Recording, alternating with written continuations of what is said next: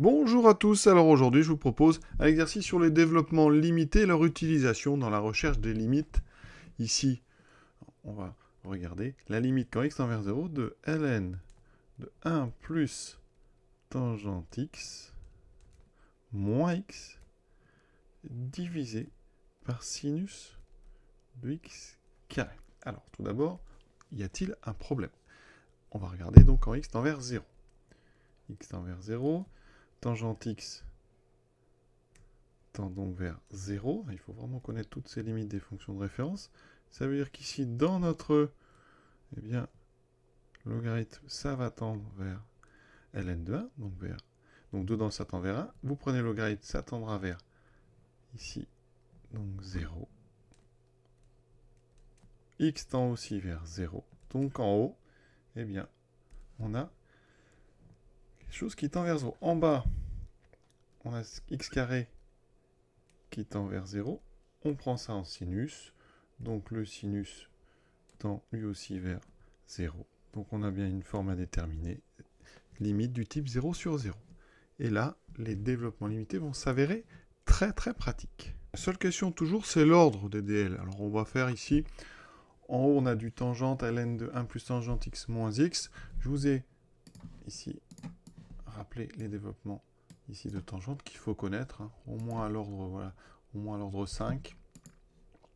Ensuite on va avoir besoin, pour l'instant, de ln de 1 plus x. Alors, ici, ln d'un plus x, ça commencera par x. Tangente commence par x. Alors, ce qu'on peut faire, c'est peut-être essayer un développement limité à l'ordre 3. Comme ça, tangente, on le connaît assez bien. Donc, tangente x, on sait que c'est x plus x au cube sur 3 plus petit o de x, on va mettre 3. On pourrait mettre aussi 4. On va rester à 3 ici. On va mettre ça donc dans un logarithme. Alors, ln de 1 plus x, il faut connaître ça par cœur aussi. X moins x2 sur 2 plus x3 sur 3. Voilà. Plus un petit o de x3. On compose. D'accord? Donc ln de 1 plus tangente x. Alors il y a toujours un petit peu de travail dans ces compositions. On commence par x. Alors évidemment, ici c'est tangente x qu'on va mettre dans notre développement de ln de 1 plus x. J'aurai donc un début qui sera x moins x plus x3 sur 3. Le petit o, on le mettra à la fin, donc dans un petit o de x3 global. Et maintenant, il faut donc... Alors, on a x2 sur 2, x3 sur 3 à faire. Alors, x2 sur 2, donc il faut que je mette mon développement ici au carré. Donc, je vais garder tous les termes qui vont être de degrés inférieurs ou égaux à 3. Donc, j'ai x plus x3 sur 3. Et je mets ça au carré. Je vais garder donc tous les termes. Alors, je vais avoir x carré. Donc ici, j'écris plus x carré. Ensuite, on a le double produit, même pas. Tous les autres vont être supérieurs ou égaux à 4. Le double produit, ça fait x4. Ici, le carré de x3, ça fera x6. Maintenant, n'oubliez pas qu'on a moins 1 demi. J'ai oublié. On a ici donc un moins 1 demi. Donc c'est moins 1 demi de x carré. C'est toujours très important de ne pas oublier ce petit coefficient. Et maintenant, on va mettre au cube. Alors, au cube, c'est simple. Ici, on a gardé que moins 1. On a gardé, que x2. Et donc, vous devez, pour avoir un cube, remultiplier une fois par x plus x3 sur 3. Donc, il y a juste ce x2 fois x qui va arriver. Donc, on va garder que x3. Et x3, attention, il sera divisé par 3. Donc, on aura plus 1 tiers de x3.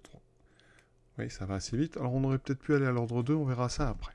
Ça nous donne donc, ici, x moins 1 demi de x2.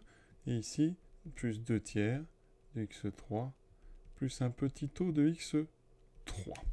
On va lui enlever x. Ça me donne ln de 1 plus tangente x moins x, et donc égal, le x va s'annuler à moins 1 demi de x2 plus 2 tiers de x3 plus petit o de x3.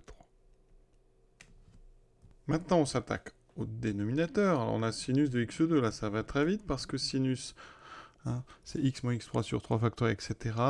Donc là, on va garder que x2 si je veux être à l'ordre 3. Donc, ça veut dire que ln de 1 plus tangente x moins x sur sinus x carré. C'est donc égal, d'après ce que j'ai fait, à moins 1 demi de x2 plus 2 tiers de x3 plus petit o de x3 sur x2 plus petit o de x3. On va regarder factoriser en haut et en bas par x2. J'ai donc moins 1 demi plus 2 tiers de x plus un petit o de x, puisque j'ai factorisé par x2. Sur, ici, x2, facteur de 1, plus petit o de x. On simplifie les x. Il me reste moins 1 demi plus 2 tiers de x plus petit o de x sur 1 plus petit o de x. Et maintenant, on fait tendre x vers 0. Et vous voyez qu'on trouve que quand x tend vers 0, notre quotient, il a la même limite que moins 1 demi plus 2 tiers de x sur 1. D'accord, puisque petit o de x, ça tend vers 0 quand x tend vers 0. Et donc ici, eh bien, ça nous fait moins 1 demi. Donc vous voyez comment on peut trouver des limites à l'aide des développements limités. Alors après, la question, ça va être à quel ordre on est parti. Moi, je suis parti à l'ordre 3 et on s'aperçoit qu'on aurait pu faire un petit peu mieux, c'est-à-dire faire moins de travail pour obtenir un même résultat. Alors regardons. Alors le dénominateur, on n'a pas trop le choix. On était obligé d'aller au moins à l'ordre 2. J'aurais pu me contenter ici, finalement, d'aller à l'ordre 2. Alors c'est pas un ordre 3 qui me coûte cher en travail, puisque il est directement. Mais ici, effectivement, un ordre 2, ça nous aurait suffi, parce que là, j'aurais eu petit o de x2, et ici, j'aurais eu un petit o de 1. Petit o de 1, et là, donc, alors qu'est-ce que c'est qu'un petit o de 1? Je vous le rappelle quand même. Ici, en haut à droite, un petit o de 1, ça veut dire qu'on écrit 1 fois une fonction epsilon, donc compris en x, et cette fonction, elle tend vers 0 quand x tend vers 0. Donc effectivement, un petit o de 1, ça tend bien vers 0 quand x tend vers 0. Donc ça, c'était bon. Pour le numérateur, alors j'ai peut-être été un peu loin, parce que vous voyez, le 2 tiers de x, je ne m'en sers pas. Donc on aurait pu aller, au lieu d'aller à l'ordre 2, à l'ordre 3, on aurait pu aller à l'ordre 2. Alors ça aurait changé quoi? Bien pas mal de choses. Parce que déjà, vous voyez, je vais tout effacer. Ici, j'aurais pas eu besoin de ce terme-là. Donc là, j'aurais eu un petit o de x2. Donc j'aurais pris mon logarithme aussi à l'ordre 2. Donc j'enlevais tout ça. D'accord?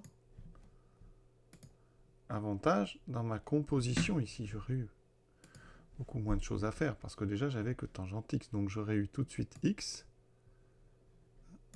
moins x2 sur 2. J'aurais retrouvé directement ceci. Voilà, alors je vais mettre x.